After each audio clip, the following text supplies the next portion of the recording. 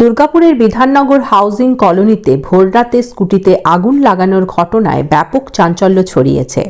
কলোনির R2 ব্লকের 279 নম্বর কোয়ার্টার্সের বাসিন্দা রানা ঘোষের স্কুটিতে দুষ্কৃতীরা পরিকল্পিতভাবে আগুন লাগিয়েছে বলে অভিযোগ উঠেছে। রানা ঘোষ জানান, প্রতিদিনের মতো তার স্কুটিটি একতলা সিঁড়ির নিচে রাখা ছিল।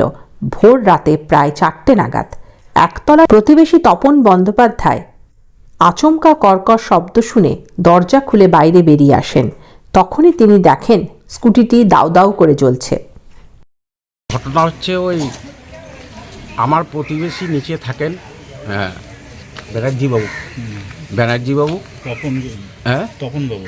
তপনবাবু।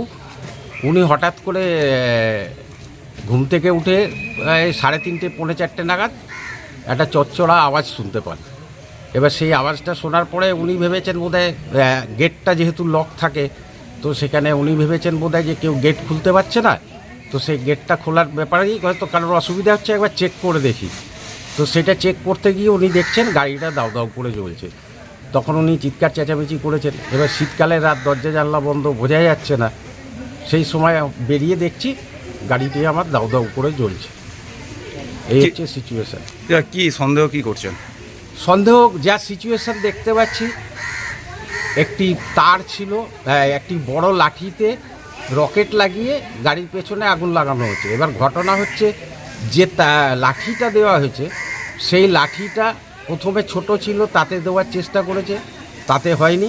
তারপরে ফ্রেশ তার দিয়ে, একদম নতুন তার দিয়ে আবার লম্বা লাঠি জুড়ে তারপরে সেটাতে আগুন লাগানো হয়েছে।